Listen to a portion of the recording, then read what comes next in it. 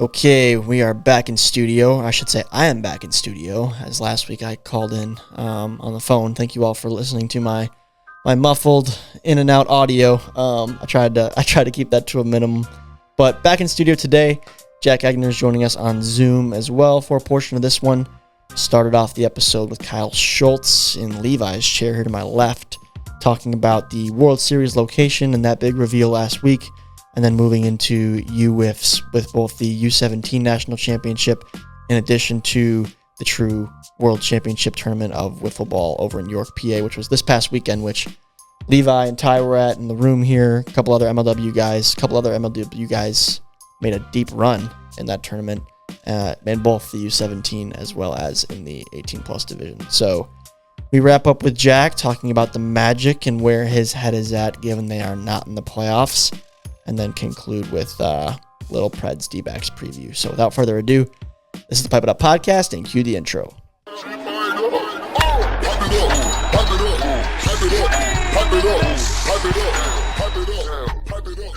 Ladies and gentlemen, welcome back to the Pipe It Up podcast, the official podcast of MLW Wiffle Ball. We got the commission studio to start here.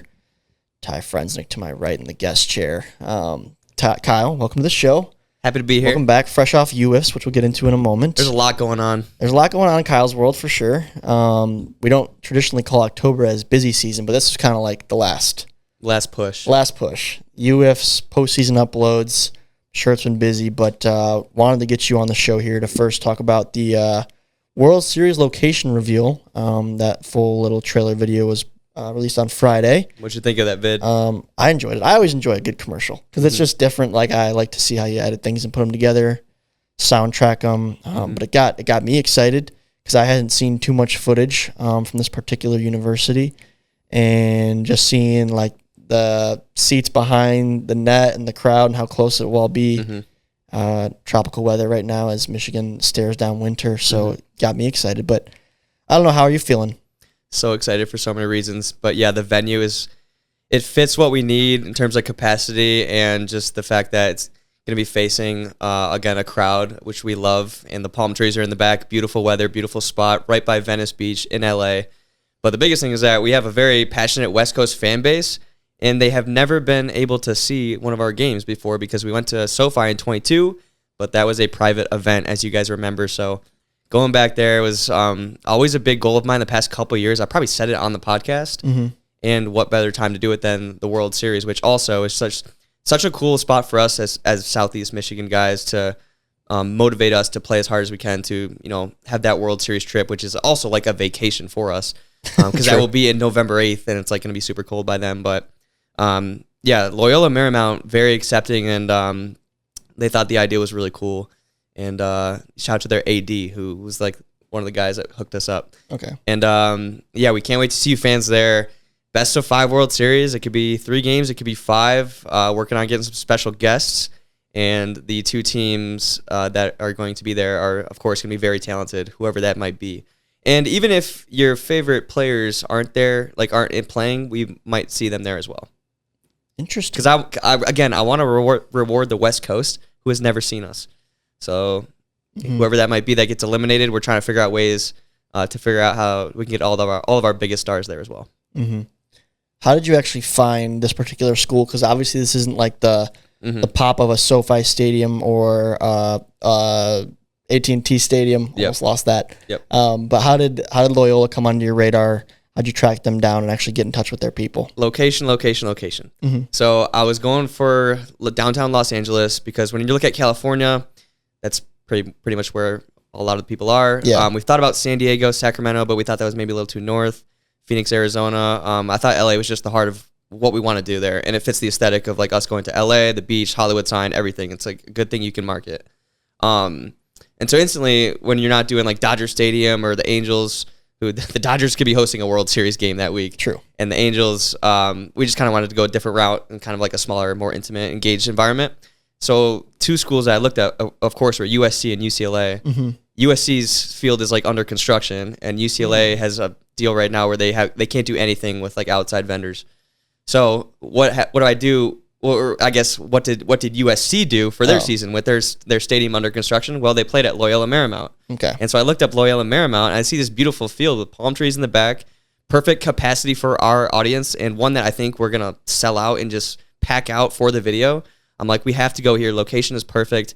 Families can make a vacation out of it too, as well as us. Like, the beach is right there. Santa Monica Pier is right there.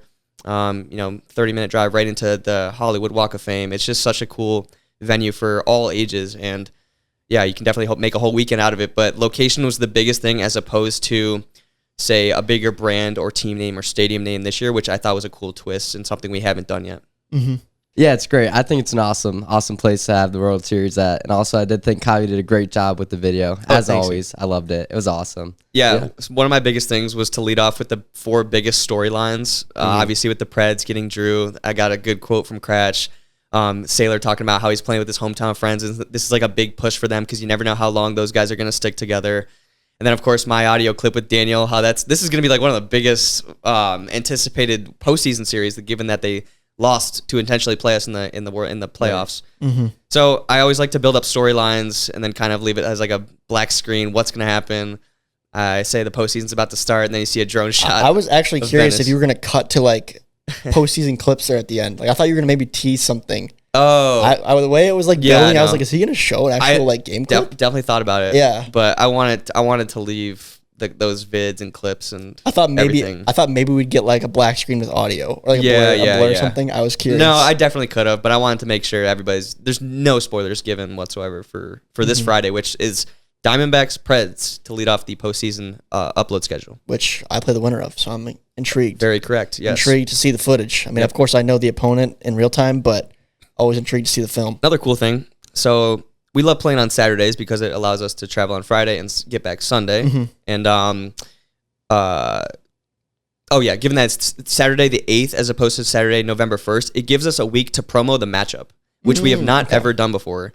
The past couple years, the CS of whatever it was, ALCS or NLCS, was the day before the World Series. Mm-hmm. So a lot of people were going to that not even knowing what the matchup was. Yeah, but this allows us to promote the matchup, storylines for an entire week to maybe incentivize, like, if you weren't intrigued before, didn't have tickets bought before, this could be like the final push, and we have an entire week to do that.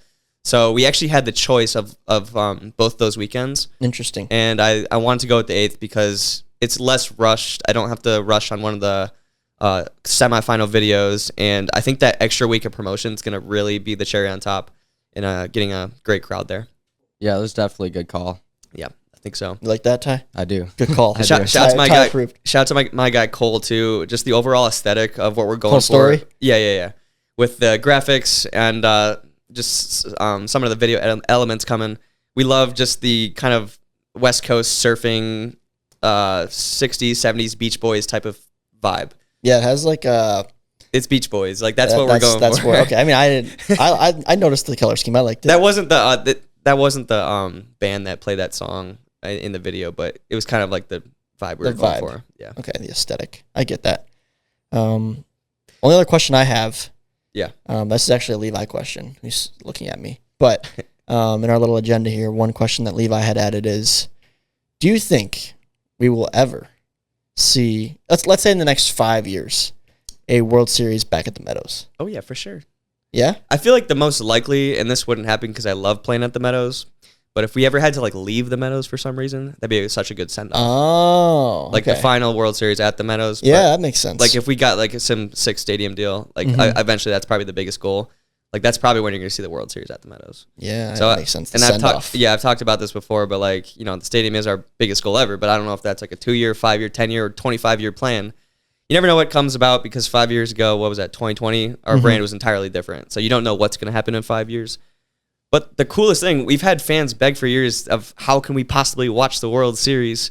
And you do that by going to a sick location with infrastructure and gates and a place able to ticket and house people and give concessions out and like just have lights and the entire thing. And that's not really here on Meadows and the Meadows that we play at. So it'd be a challenge for sure. But we would definitely go out if we absolutely needed to. And what are, for the fans listening who haven't gone on the website yet, what are the actual ticket packages that are available? Yep. What time is the start on that Saturday, the 8th? This is a cool part too. So as always, we have the general admission and then the general admission plus the VIP meet and greet, which is just a little bit more, $30 versus $65. And we're starting strategically at 2 p.m. Pacific time because we know that the sun sets at 4:54 p.m. It does set early. Pacific time. So we're going for a Rose Bowl type of field that I know you have been experiencing before. You have in 2014 with your Spartans. But we love how the sun is going to set midway through the series or right at the end. And especially if it'd be at the end of game 3 to where the sun would be going down, the lights would be on. So especially and guaranteed the meet and greet would be kind of under the lights. You get to go on the field. It'd be really cool. But if it goes games 4 and 5, I mean, you're looking at night games to accommodate the day games as well. So I wanted, if it goes 5, each kind of game to look different. And I think the sun going down at the perfect time is one of the coolest things we had the privilege of, because they had their entire day open, so I could have started the World Series whenever we wanted. So I looked at that sundown time, and I thought 2 p.m. Pacific was the best time to do it. Okay. When did you actually, last question from me, when did you nail down the venue? When was it secured? If you want to share that. You don't have to, but.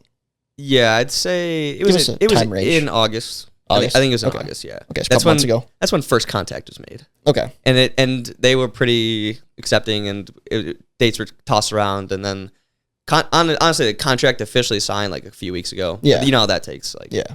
But yeah, a few months in the making. I know, you're always like talking like with the people that it's all happening, and then you're like hoping nothing with legal gets tied up or something like that. But have we ever told a story about us in 2023 with the Falcons, how we were kind of contingent upon the Atlanta Football Club, like their soccer team? Yeah, that is a good story. Guys, is that what they're called? Just Atlanta FC? I think so. If they made some like insane postseason run, but they were like not going to make the playoffs. It was such a low probability. But they were like on the bubble. They started to win games, and we got nervous. Guys, we would have had to like cancel it if they made the championship or something in MLS. Yeah, I don't know what we would have done, but yeah, that's a fun little story. Would have had to pivot. We also had to pivot dates there too, because like a sneaker con was coming or something. Yeah. There was a couple different things we had to work through with the Falcons, or that like got canceled or something, and that's why we slipped. Maybe that's what it was. Yeah. I don't remember, but I know the soccer thing was a potential conflict that he was like, I mean, I doubt they're gonna make it that far, but if they do, it's not gonna be open anymore. But we're actively trying to fill that date, assuming they're not gonna make it. I feel like we might have mentioned it, but yeah, we would have had to like set up shop like outside in like their main tailgate area or something. Yeah. Which I think the Cowboys have as well, but there was nothing going on last year with them. Yeah, okay. BTS.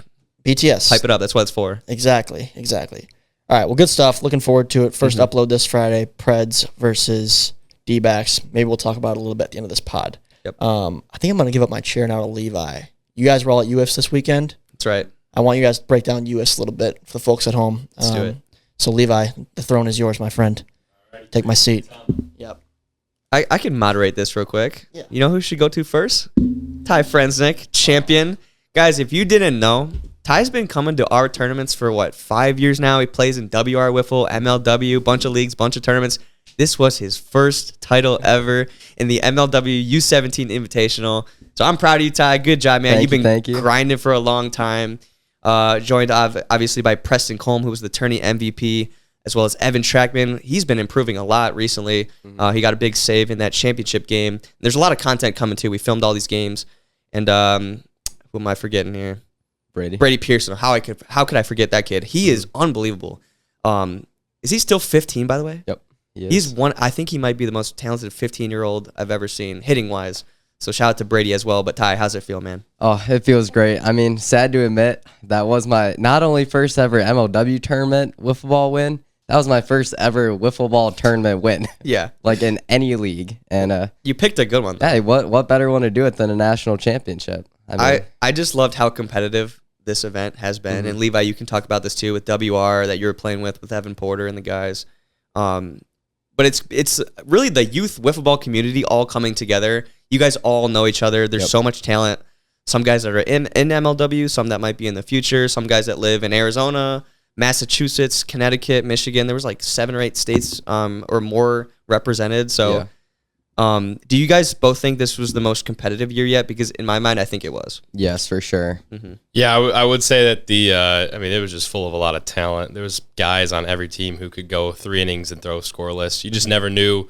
It's really just one swing of the at-bat. And that's where I think that, it's a whole different style of play than MLW. And think we'll get into this a little bit, but there's a lot of differences between the two leagues, and I still personally think that MLW is the hardest style of football to play. I mean, we were facing up to 100 miles an hour with big bat and knife balls, and I still think that hitting a 72-mile-an-hour finger ball from Jordan Robles seems way faster. It's just two different styles of play, and it really is about the long ball in these tournaments. That's really what got a lot of teams over the hump, and on Sunday, making a good push. But yeah, no, it was really fun. I mean, there's a lot of young talent. And I will say, I mean, I know you can probably talk more about this, Kyle, but the last 3 tournament MVPs, I believe, were Walgate, Hornberger back-to-back, and then Colm. And those are 3 guys who absolutely just panned out almost perfectly. You could say we still have to see it for Sean, for sure. But those are 3 really good MLW players. And that just kind of begs the question of, like, as a manager in MLW, that might be the pool you want to go to with your draft choices, especially with more and more talent entering the tournament every year. You see a lot of new faces. Saw a lot of new faces this year.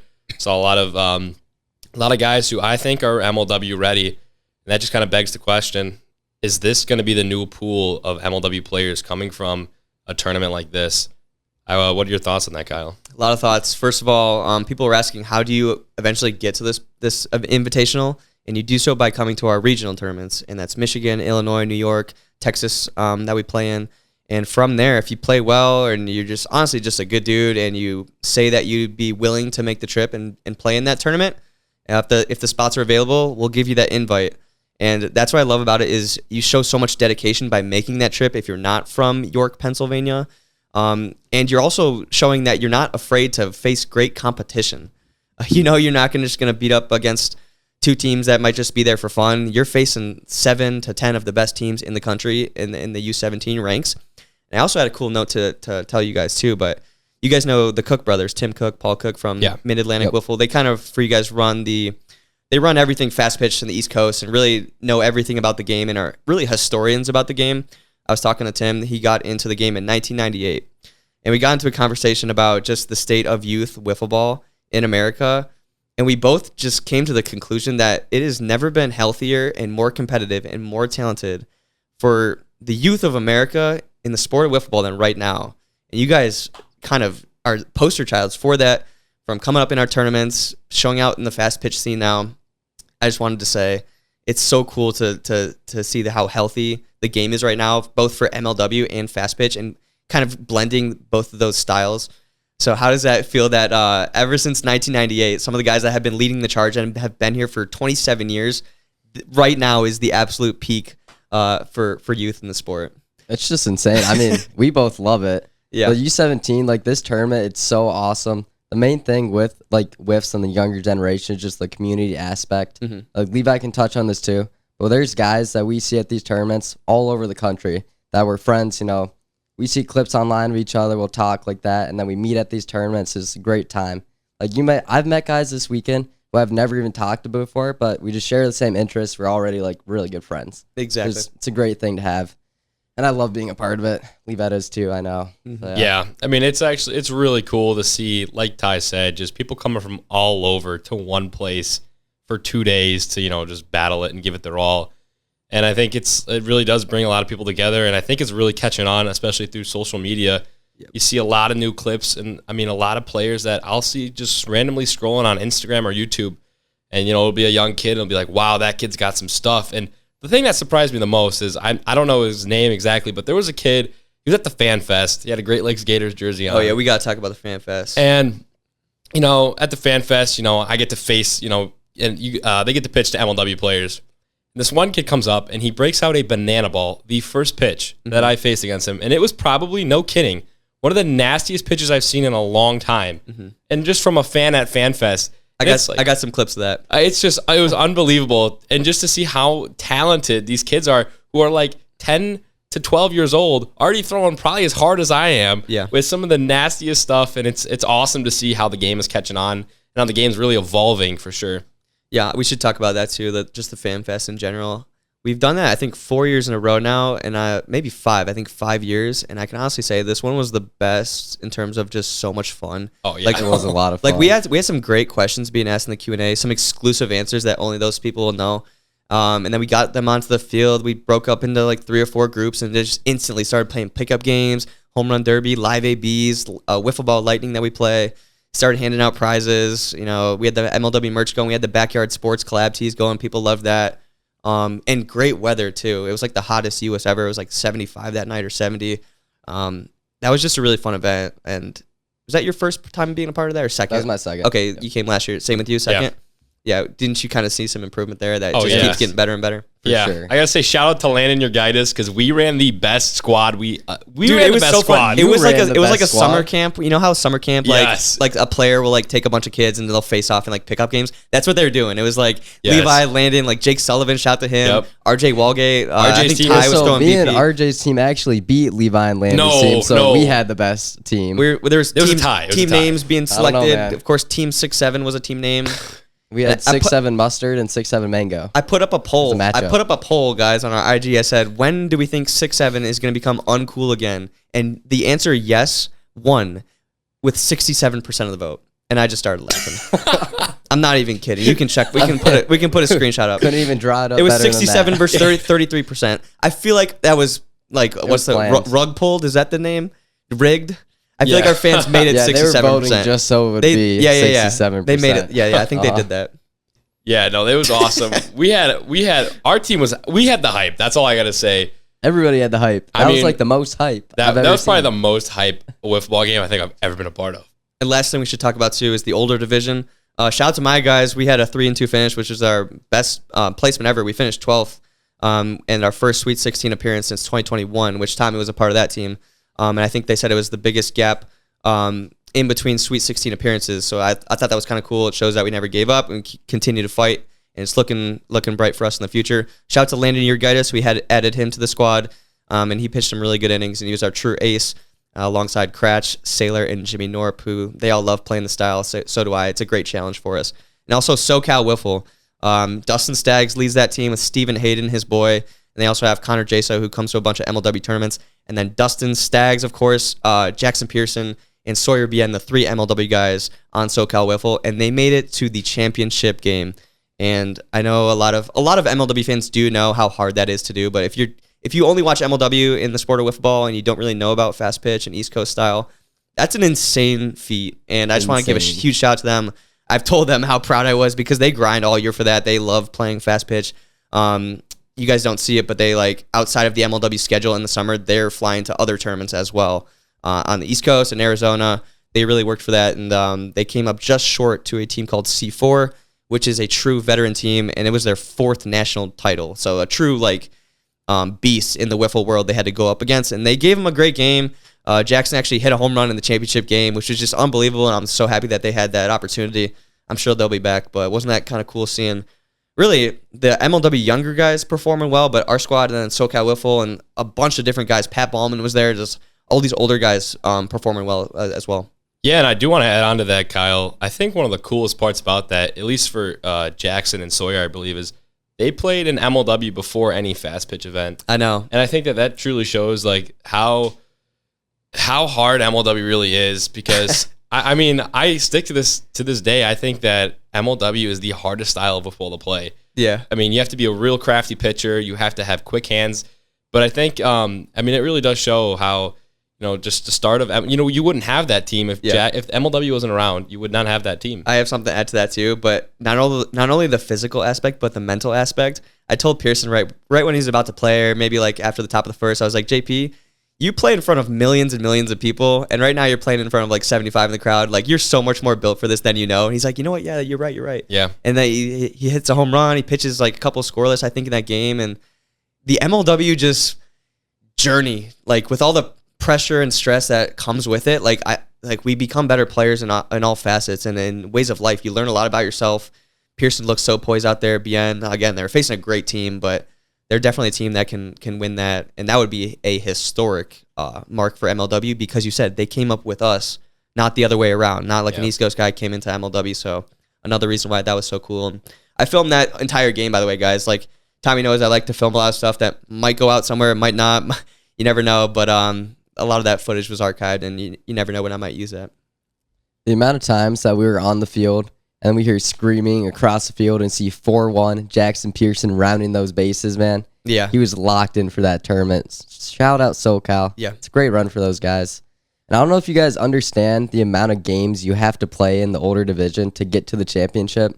It's a lot of wiffle ball. Yeah. So it's just that same thing. Physical, mental toughness with those guys. It's insane. Yeah. Shout out to them. You got to be deep. Shout out to Stephen Hayden. Word on the street is he is a Wildcats fan, and a big one at that. Let's go. And he, I feel like, is the heart of that team. I've told him that. Just a quiet dude, but is an absolute beast hitter. So, Steven, if you are listening to this, appreciate the support. And I think, yeah, he's from SoCal. So, I think he'll actually be at the World Series. So, that's what I've heard. Yeah. hopefully we'll see you there, Steven Hayden. Any other cool last tidbits about UFs before I hand it back to Tom here and get moving with the pod? I have one. What's up? Today, I got a text from Evan Porter saying how he is 100% sure he touched at least 85 miles an hour on the bump. No way. He also... Who's holding the gun?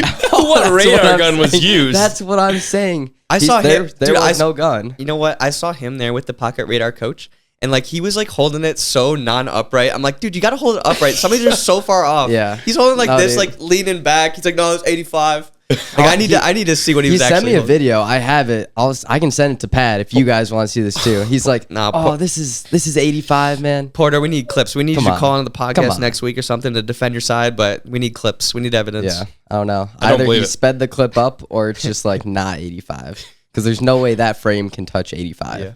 No Levi, way. What do you got? Any last tidbits? UFs 2025. Oh, the car ride home. Oh, yeah. Guys, Let's go, so yeah. Ty flew. He's all bougie. I flew with my dad. But me and Levi, we drove there with all our equipment there for the Fan Fest and all the merchandise. Levi, just being from Brighton, it made sense for us to drive together. And what did we spend, like 18 hours in the car together? It was a long time. Jam-packed in there. Cratch was in there. And then we had Evan Trackman on the way there. This kid named John Paul Neuenschwander, which is like one of your guys' best friends. He was on the way back. What was your favorite and least favorite part about those car rides? The least favorite part, man, me and Mark Schultz were up, and I think all of you guys were sleeping when Tigers ended up losing to the Mariners. That was a rough one. Yeah, I think I was out. Yeah, we were up listening to the broadcast, and they just couldn't get it done. That was pretty sad. But I think the best part had to have been. I think I know. It had to be. We were just talking about stuff, and then we get to Instagram and Instagram captions. Kyle is just a goat at. Oh, I put together some great captions for you guys. It was a true IG post caption brainstorm sesh. Yes. I gave JP Neuenschwander just the best caption. It was just call me Newy. And then I gave you something as well. And then we are also giving song recommendations. I think I kind of carried in the song recommendations, but yeah, you put a good one together. Yeah. Britney Spears, right? yeah. Yeah, what'd you go with, Levi? Valid. Give Me More by Britney Spears. Oh, there you go. Yeah. Can't go wrong with that. Just a fun time though. Tom's looking over here. He's ready to get going again. But UWIFFS, shout out to all the fans that we saw there Friday night. So many just fans with MLW merch on. People that traveled in from Jersey, Connecticut, New York, Pennsylvania. It's honestly, it blows me away every single time, the lengths that people will go to see us and play wiffle ball with us. So huge shout out to you if we met you on Friday, as well as the ones that stuck around to watch us play Saturday and even Sunday to hang out too and watch the games that were still alive in the older division. So UWIFFS 2025 success. I will hand it back to Tom, who's going to be sitting in Jack's chair. We're going to do a little shuffle. All right. Well, Jack Agner, you still here? Your ears on?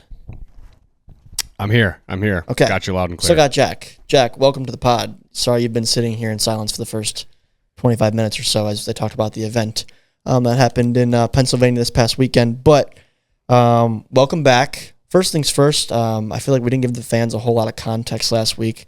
Levi did the intro and was like, Jack's in urgent care with his daughter.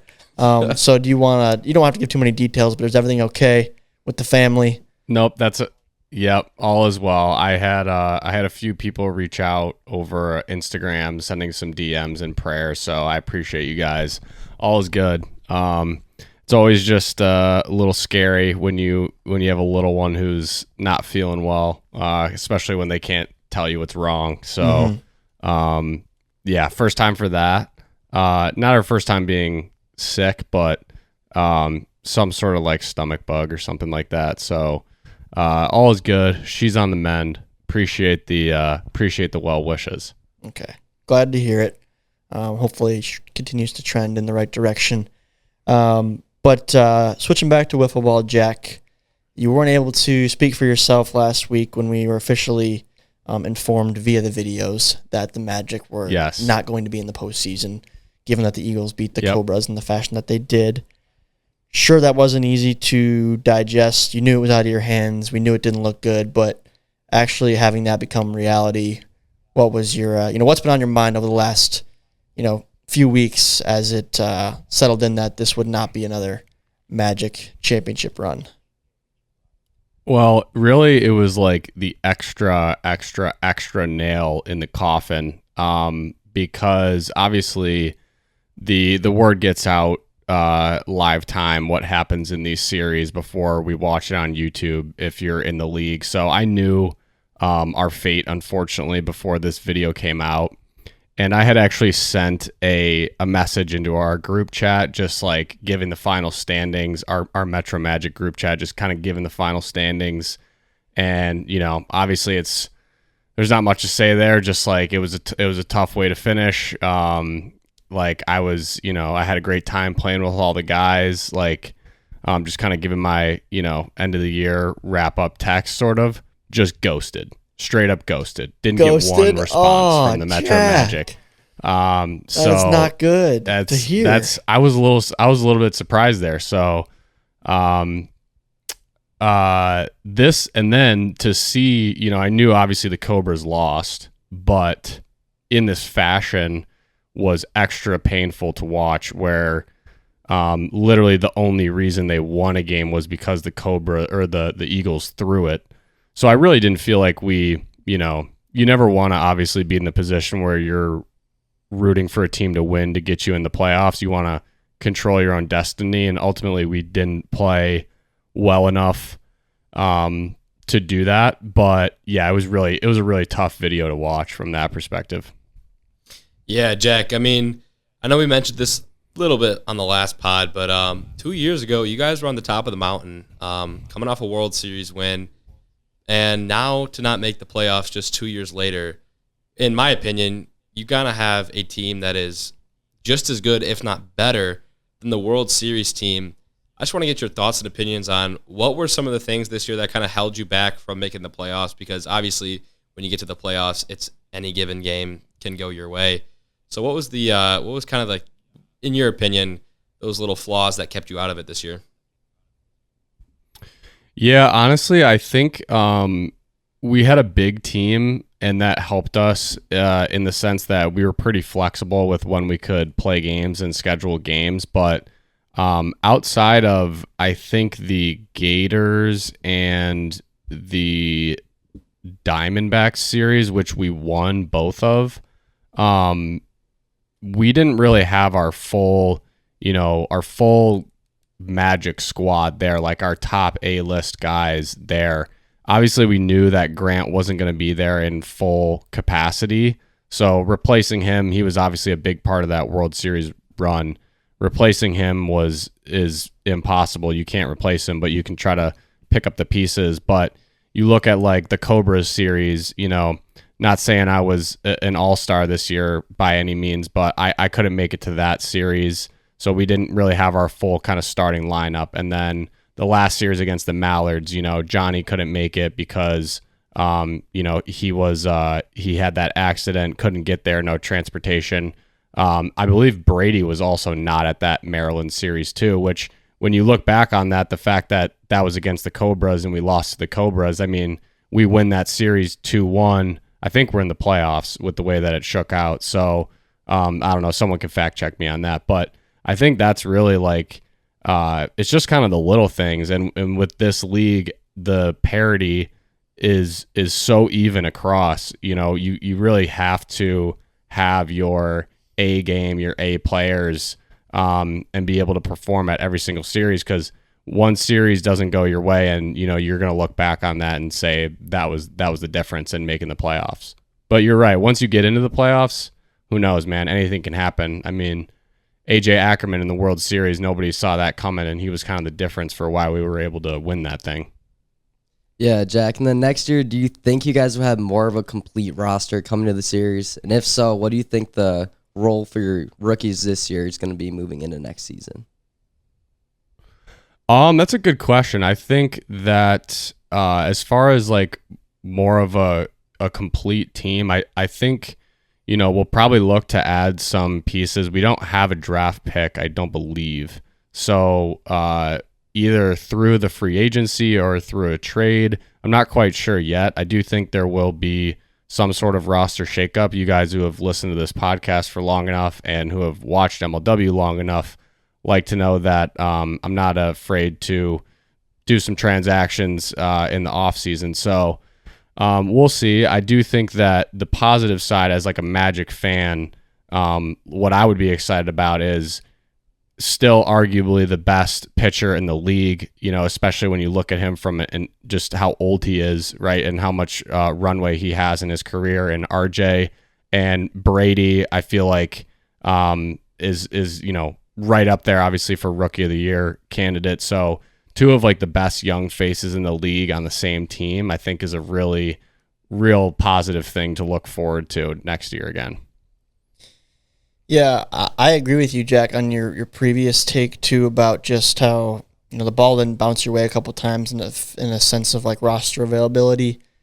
Do you think that when you say you want to add pieces for next year, do you think maybe the main goal should just be to add some depth, just due to the fact that there might be some series where maybe you can't play in or a guy like Brady can't make? I think just given the state of like where some of your older veterans are in life, and then how you have some really young guys who maybe can't make it out of state for something or have something with their, sports lives, whether it's baseball, basketball, whatever it may be, I feel like depth might be the spot where you benefit the most. Just like availability is the best availability. Or what's the saying there? Availability is the best ability. Availability is the best ability. There it is. Someone had it. Someone had it in the room. Well, see, I think, to be clear, I think we had availability. We just did not have enough ability. We didn't have the depth. Like to your point, like we had the bodies. We just didn't, like there was never a series where we were, and to add on to, my further point, that last series, I don't know I think I mentioned this on the podcast before, but AJ, after the first swing, was having back spasms the entire series. So the only reason I was playing in the field was because of that. He wasn't really himself at the plate. So we basically were playing with 3.5 players in that series. So yes, I agree that depth is the piece. Those guys that like are stepping up in those series where maybe a guy in the starting lineup can't show up, we need those guys to perform too, which to your point, I think the other teams in the league right now have done a better job of that. Like I'm not saying we're the only team that have had to play without like our number, 1 through 4 guys. Like everybody's done that this year. Mm-hmm. We just weren't able to, we weren't able to execute with our like 5, 6, 7 guys, right? Yeah, that makes sense. Makes sense to me. Yeah. The other thing I wanted to ask you too is just, I didn't see this year coming from Brady. I think Brady's, what do we call him, the front runner for Rookie of the Year? Is that pretty safe to say at this point? That had to be great as a manager to get someone like that, not at the tip top of the draft. What do you think is the ceiling for this Brady guy? What should we be thinking going into his sophomore year?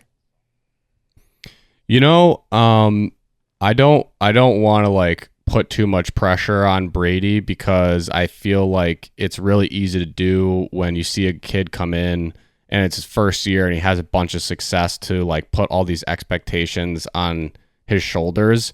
I think that, to be honest with you, I wasn't really surprised with how good he was batting. Like just looking at, how much wiffle ball the kid plays, like he's always seeing good pitches. Like he's always getting at bats.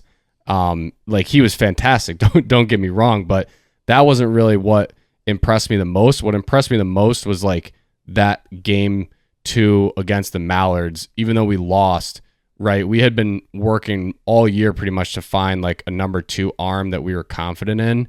And Brady, as a draft pick, we knew he could pitch. We didn't think he was going to be like definitely a sure thing, like our number 2 arm. We knew Johnny could pitch. We knew obviously Grant could contribute on the mound. And I think he kind of locked that role in, at least with that game, like as, for now. And I think where his true kind of potential as like an all-around player comes in is if he can continue to develop on the mound. If he develops more on the mound and can become more than just like a number 2 arm, but maybe someone who's pitching, 2 games in a series potentially, or closing games out, whatever it may be. I think that's really what I'm looking for most in terms of Brady's growth. Yeah, I agree with that. Brady, me playing with him in tournament stuff, he's a super dedicated player. Having a brother like Jackson, just always with the game. Brady's just going to keep growing like that. And I just have one more question for you, Jack, about if you were to add more depth to the team, another piece, would you be looking for another arm? Because you guys do have a good amount, or would you be looking for a bat or a two-way? I don't think we have the deepest bullpen by any means, but again, like we said, Levi, once you get into the playoffs, anything can happen, right? So I think RJ is a good enough number one arm where we're going to win enough, series, enough games to get into the playoffs. I think, again, what hurt us this year, I mean, it's like beating a dead horse, it's just the bats. Like, I think you even saw it in the last series. Again, it's like they were pitching around Brady. Right. It's like, all right, well, what other three guys in the lineup can hit? And if we can't add, have 2 guys, 3 out of the 4 guys in your lineup at least hitting consistently, I just don't think it's a recipe for success. And we just didn't have that this year. And again, you saw it in that last series. So I think in terms of adding depth, that's probably going to be priority number 1, is going after someone who's really going to, is going to get on base, who's going to get runs across, who's going to get the clutch hits like Brady did, right? But it can't be all on Brady's shoulders, just like it was, kind of all on Grant's shoulders at one time. Yeah, very fair. All right, well, bummer, but it's a bummer, Jack. I definitely wanted to have you guys have a shot at it just because it's fun to chat about the postseason series with you, especially when both of us are part of it. And I feel like now you're missing out on the fun party that the rest of us in the room are able to partake in. So best of luck to you in the Magic. Yeah, but now I got a team to root for. Now I'm full blown Mallards now. All right, you gotta bring it home for the pod, Tom. Fair. I'm gonna try it for you and Kev Dog. That's the goal. Hey, I mean, the Cats could bring it home for the pod, or the Preds. Yeah, but it's not the too same. soon. It's too soon. Not the same. You guys haven't. All right. I get it. You two haven't struggled at the way that Tom and I have. That's true. At the That's plate. very true. Mm-hmm. Very true. All these grueling conversations that we've had here on these. Yeah, mics. but it's been a tough couple of years, guys. There was some fun years too where I was coming on here like, yeah, I'm just so good. Like, this game's easy. It's not been the case anymore. No, not at all. Jack, I will say, actually, all things considered, you missed a couple series. You had a couple bombs this year. You carried for the pod. You put on. I'm proud of you. I mean, I don't know how I don't win most improved. I mean, I went from 0 last year to you can't even do that as a multiple because True. I got 0 Infinitely home runs better last year. Infinitely the math literally doesn't make sense. I don't know how if Stat Sean doesn't put me as most improved. I mean, what are we even doing here? That's fair. Yeah. I'll vote for you. That was my campaign right there. I won't talk about it ever again. Jack for most improved. I'm gonna make a shirt. Yeah. Jack, I will, as we look forward now into the playoffs, 4 series, then we have the World Series, and this Friday on YouTube, we are kicking it off with the first of the 2 semifinals, the 6-seeded Diamondbacks taking on the 3-seeded Pacific Predators. Is that correct? Mm-hmm. It is. What do you got, Jack? We all kind of gave our predictions last week. You weren't here to be a part of that. What are the keys to the series for this one for you, and who do you got bringing this one home? Yeah, so I'm going to go with the Preds. I think the difference in the series actually is going to be Evan Porter. I think he will end up pitching for them. I think that's been the difference, or that's been the biggest thing missing for the Predators in their past postseasons, has just been all that pressure kind of on Ryan. And I feel like freeing him up a little bit, like on the mound and at the plate, I think he'll do Ryan things, and I think the Preds will bring it home. But I think it'll go 3 games. Okay. I like it. Fair. I think I'm the only one who has the D-backs then. Yeah, just me. So. Everybody else has the Preds. I wonder what I'm sure Kyle will do a poll on Instagram probably on upload day. Are the fans going to sway Preds? I'd say fans got D-backs. You think so? A lot of Jimmy There's fans a lot of out Jimmy there. fans. There's a lot of Ryan fans though too. That's true. Is There are a lot of Porter fans Pred out there? fans. There is. There really is. There's a lot of Porter There- fans? Yeah. I feel like he knows it too a little bit. He knows. I feel like he might know it. He should be cranking out the food videos. How's Evan Cooks? He hasn't made one in a long time. It's been a while, right, Levi? It's been a while. He's Yeah. been pretty busy He with should tennis. be riding this momentum He should. to stardom. He shouted it out at UWIFFS during the Q&A. He was like, "Everybody go follow Evan Cook." Oh man, So those those 200 people are really Yeah, gonna take him to the moon. he's gotta post more Evan- on there, I guess. Evan, give me a. Well, I want to see Evan. I want to see Evan make a We're chicken cutlet sandwich. Give me that, Porter. That's my request. we're gonna find out in like 2 or 3 years that Evan, the only reason he wanted to get into MLW was just to leverage his leverage his followers onto his gotta his be. cooking account, which I'd be like, that's respect. Yeah, game Like, recognized respect. game. It's all fair. All's fair and love and more. Yeah, that's right. Yeah, but nonetheless, huge series coming this Friday. I mean, I can talk about it for hours. I mean, you got the Go. Preds, All right, let's Ryan. start right now. You got 2 hours. All right, Ryan. I'm just kidding. gonna take a no short- one wants to hear that, Levi.